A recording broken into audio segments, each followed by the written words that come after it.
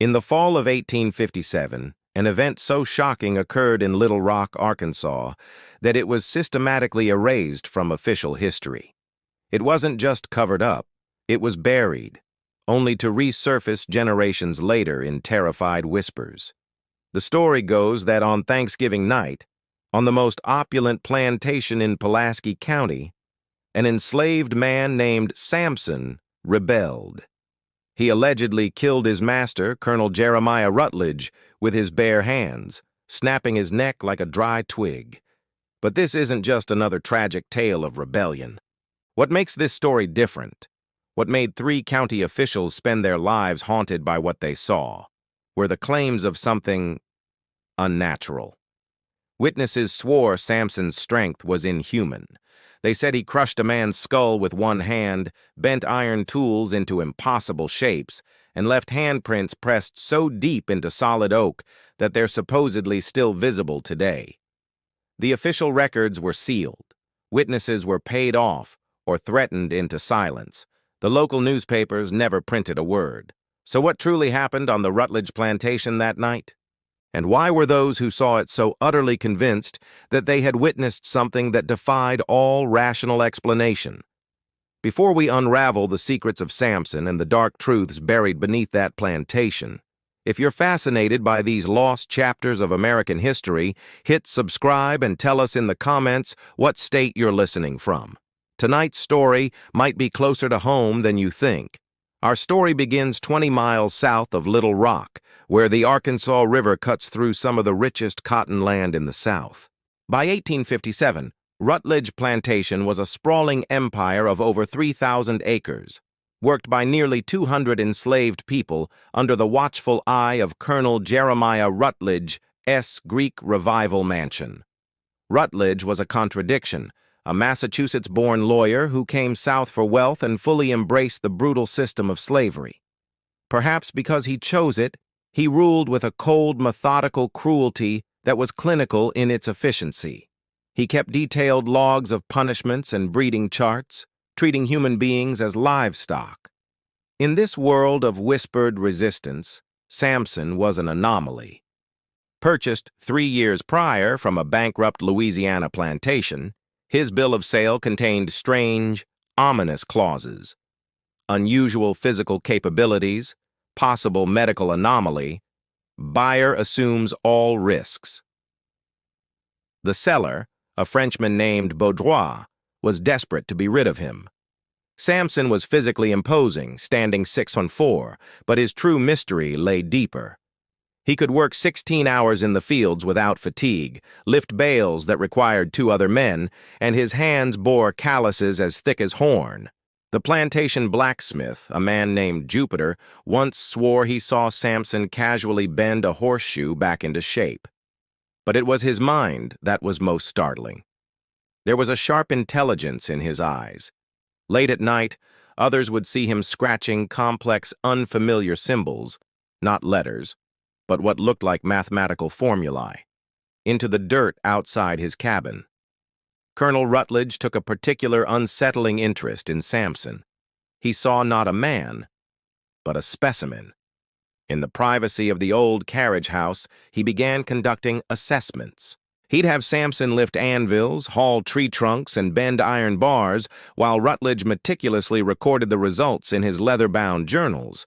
He was obsessed with Samson's lack of fatigue, pushing him for hours to his absolute limits. By the autumn of 1857, these private sessions had become grotesque public demonstrations. Rutledge would invite neighboring planters and men of science to witness his superior specimen perform impossible feats of strength. It was a perverse circus, and Samson was the star attraction. As Thanksgiving approached, a change came over Samson. The other enslaved people noticed it, a new tension in his posture, a distant, calculating look in his eyes. He began asking careful questions about the mansion's layout, the colonel's habits, and the routines of the house staff. The colonel, meanwhile, was planning his grandest demonstration yet. Over 40 guests from Memphis and New Orleans were invited for a feast, after which he promised a spectacle that would cement his legacy. Whispers from the house staff, who saw snippets of his journals, spoke of terminal experiments and pushing beyond ultimate limitations. Thanksgiving Day, 1857, dawned clear. Both Rutledge and Samson were preparing, but only one knew that before the night was over, the entire world they knew would shatter. The feast proceeded without incident. Wine flowed, guests laughed, and the air was thick with the smell of roasted turkey and privilege. As dinner concluded, Rutledge stood and announced the main event. The guests followed him to the torch-lit carriage house, where Samson stood waiting amidst an array of weights and iron bars. The demonstration began routinely. Samson lifted impossible weights, bent iron rods, shattered thick planks. The guests were amazed. But Rutledge, drunk on power and admiration, grew increasingly reckless. He demanded more, heavier, harder. The spectacle turned sinister, a display of systematic breaking disguised as science. It was when Rutledge ordered Samson to lift a 400-pound cotton gin flywheel that everything changed. For the first time, Samson refused. The single word, "no," hung in the air, a violation so profound it stunned the crowd into silence. Rutledge's face contorted in fury. He threatened unimaginable punishment. Samson looked at him, and for the first time the guests saw not a slave, but a man of terrifying resolve. "No, sir," he said again, his voice low and steady. "I don't believe I will." What happened next was a blur of impossible motion. Samson crossed the space in 3 strides. There was a sickening crack, the sound of a thick branch snapping, and Colonel Jeremiah Rutledge crumpled to the ground, his neck broken. The killing itself was horrifying, but it was the ease of it that froze the blood of every witness. He had ended a life with less effort than most men use to kindle a fire. Samson stood over the body, then looked at the circle of terrified, wealthy men. When he spoke, his voice was clear, educated, and carried an accent none could place. "Gentlemen," he said, "I suggest you leave now." The stampede was immediate. Dignity forgotten, Arkansas's elite scrambled for their carriages and fled into the night.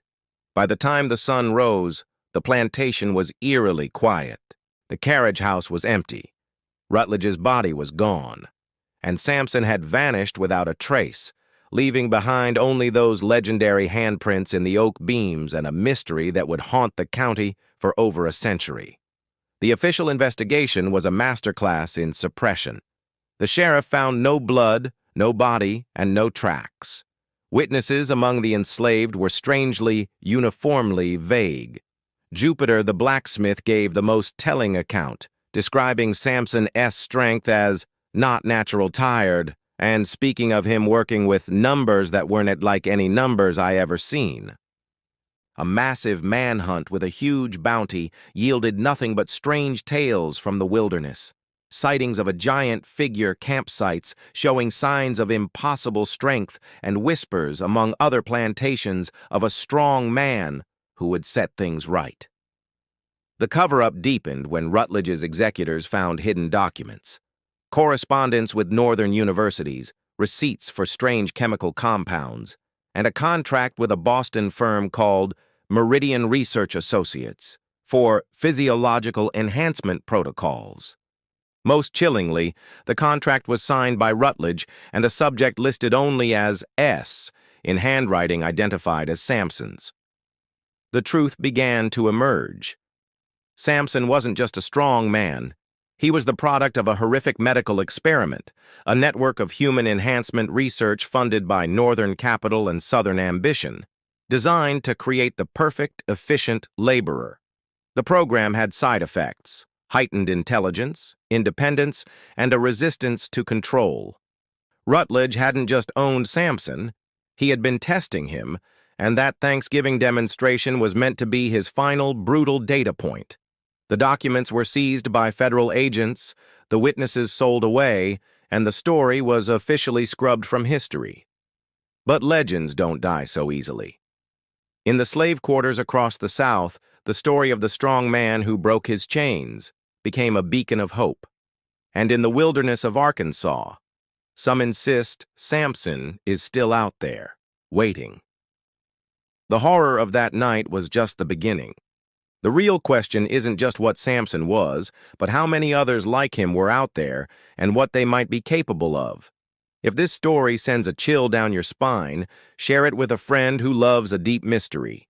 Hit that like button, subscribe to our channel, and ring the notification bell.